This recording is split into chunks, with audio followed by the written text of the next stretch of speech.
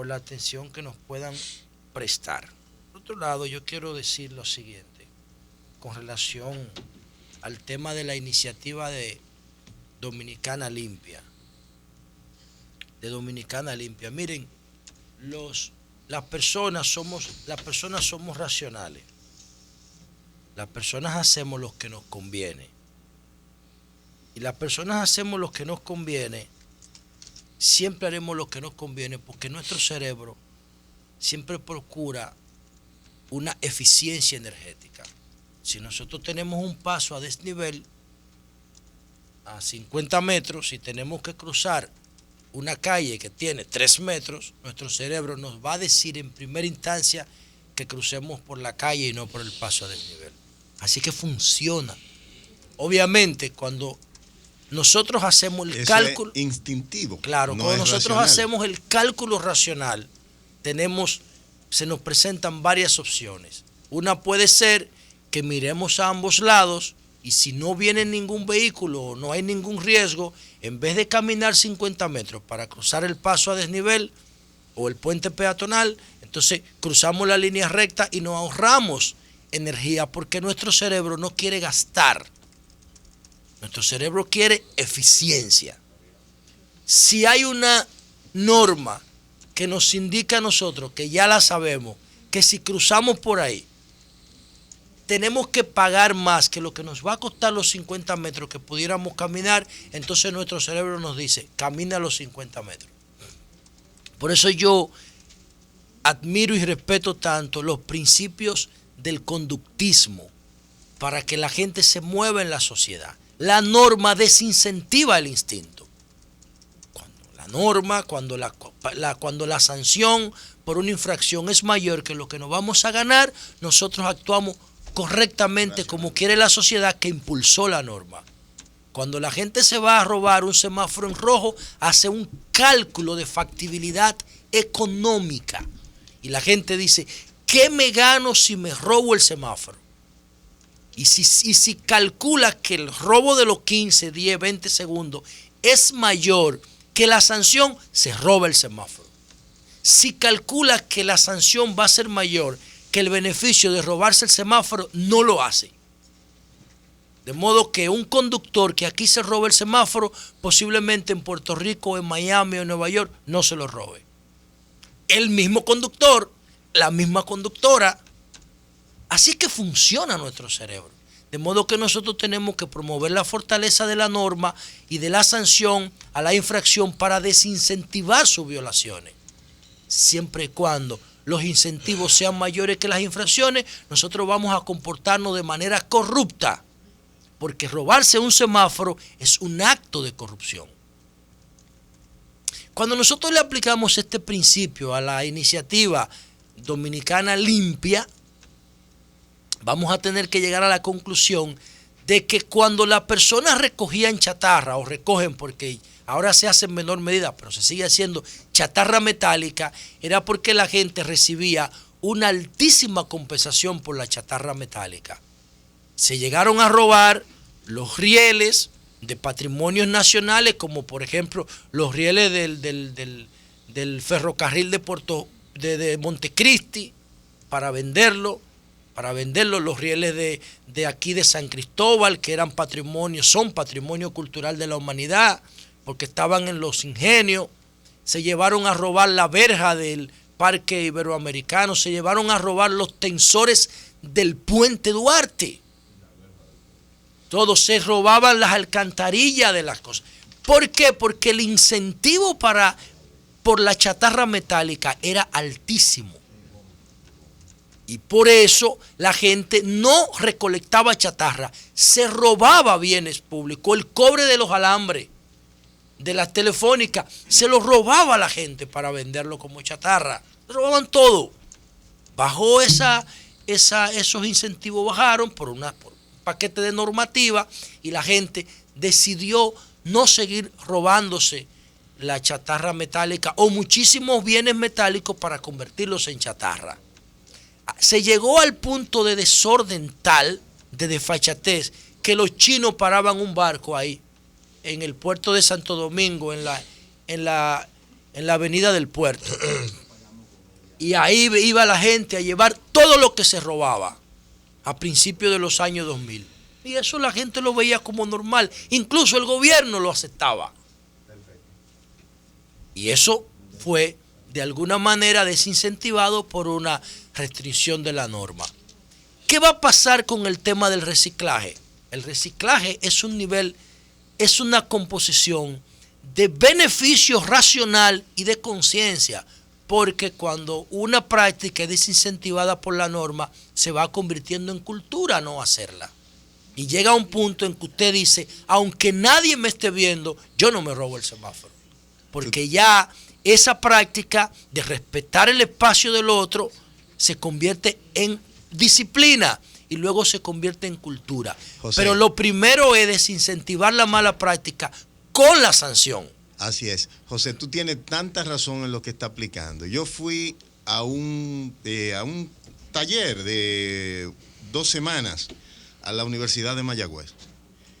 Y en el entorno, era en el momento que aquí se estaban robando todo lo de metal. Tú veías todas las parrillas de metal, todo, entonces me asombraba el contraste.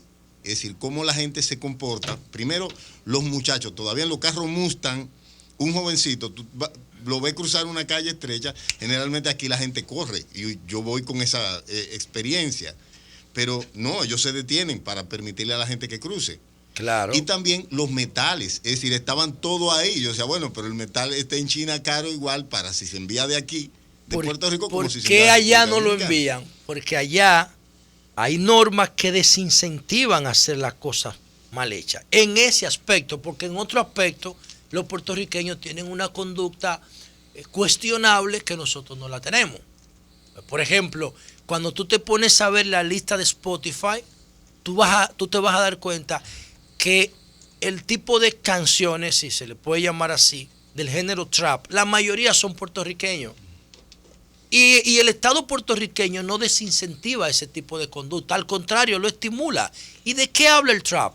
Habla de consumo de droga, de venta de droga ilegal, de narcotráfico, habla de agresión a las mujeres, estimula la infidelidad violenta entre las parejas, que las mujeres le peguen cuernos, estimula las orgías, estimula el consumo de alcohol, estimula la violencia, estimula el uso de armas. Y eso, cuando tú lo llevas a un plano social, tiene mucho riesgo entre adolescentes que se están formando y preadolescentes. Y tú buscas la lista de Spotify y te vas a encontrar que entre las primeras 50 canciones, más de la mitad son trap. O sea, es una música chatarra. Y los jóvenes la consumen, porque les habla de cosas que la sociedad prohíbe. Y nadie incluye eso en la planificación de seguridad. Y los puertorriqueños estimulan ese comportamiento. Y nosotros lo reproducimos aquí sin un nivel de conciencia. Pero cuando le aplicamos este principio conductista o del conductismo a la iniciativa que el gobierno presentó ayer, la gente va a recolectar plástico como se recolectaba metales cuando el plástico sea estimulado por el gobierno. A mí no me preocupa la basura orgánica. A mí me preocupa el plástico. La basura orgánica no me preocupa tanto porque la basura orgánica se degrada, se biodegrada. A mí me preocupa la basura radioactiva, pero sobre todo el plástico. Porque cuando el plástico tapa una alcantarilla, entonces la ciudad se inunda y me cuesta millones de pesos. Y ya visto eso con un criterio económico, tiene que decirle al gobierno, ¿qué pongo en una balanza? ¿Pago para recoger el plástico para no tener que gastar millones de pesos en combustible cuando el tránsito se entapona porque hay un hibernal tapado o una alcantarilla? ¿Qué conviene más? O cuando yo contamino mi fuente de agua, o mi entorno. Entonces, el gobierno tiene que hacer dos cosas para completar esa maravillosa iniciativa. Para mí es una de las mejores noticias de este año. Ya Julio hablaba de los detalles hoy y yo hablaba ayer también de eso. El gobierno tiene que codificar todo el plástico que se pone en el mercado. Desde una cuchara de plástico, pasando por un vaso de cerveza, un vaso FON, un plato FON, una funda de supermercado, una botella de agua, la tapita de la botella de agua, todo tiene que ser codificado. si no se codifica, no puede entrar en el mercado. Y una vez codificado y puesto en el mercado como un pasivo, se estima más de 4 millones de botellas plásticas en menos de un mes que se lanza al entorno dominicano. Entonces, ponerle un precio a su recolección. Si una empresa de embotelladora tira al mercado 1 millón de botellas, entonces esas botellas tengan un precio por recolección y que se puedan entonces devolver a los que la emitieron para reciclaje. Y las que no se puedan devolver porque su estado no lo permite, entonces que se procese, ese plástico se fusione, vuelva a su originalidad y se convierta en materia prima para volver a hacer otros productos del plástico. El plástico es maravilloso. Yo no concibo una sociedad moderna sin el plástico, porque el plástico ha ayudado a nuestras vidas. Hay una gran cantidad de dispositivos médicos como los marcapasos, por ejemplo, que sus mayores componentes son de plástico. Y la conserva de la comida y el transporte de la comida, de los alimentos, la mayoría son en envases de plástico. El plástico es bueno, lo que pasa es que tiene que ser correctamente dirigido y correctamente orientado para su consumo en la sociedad. Entonces, cuando el plástico se pague como se pagaba la chatarra metálica, usted verá a la gente recogiendo plástico para venderlo. Ahora mismo la gente no tiene ese incentivo. Por último, Julio, no voy a explicar nada más, voy a comentar brevemente 2 cosas. Dice el ministro de Hacienda que en la República Dominicana el problema no es la deuda, sino la evasión fiscal. Dice, bueno, no es la deuda, sino la evasión fiscal. Yo creo que son las 2 cosas preocupantes. Porque es más fácil coger deuda que poner el país a producir divisas. Y nosotros tenemos una serie de nichos vírgenes que nosotros no le sacamos provecho. Como por ejemplo el recurso marino y oceánico y la pesca. Nosotros vivimos rodeados de agua e importamos la mayoría del pescado que se comen los turistas y los dominicanos aquí, porque no hemos mirado para allá. O el sur del país, con respecto al turismo, abandonado, o el nordeste, está desarrollándose Samaná, pero todo lo que es Cabrera, Nagua, Río San Juan, eso está prácticamente virgen. Y en vez de explotar todos esos recursos, nosotros preferimos coger deuda o explotar los recursos mineros o los servicios. Nosotros somos un país con una vocación fértil para la agricultura orgánica que están consumiendo los ricos del mundo, pero preferimos la deuda. Pero es verdad también que tenemos un altísimo nivel de economía informal, más del 56%, y de que apenas un 13% de los empleos formales pagan impuestos sobre la renta. Pero todo el dinero en República Dominicana que está puesto en certificado o en ahorro, debió pagar impuestos sobre la renta si no tiene un uso productivo.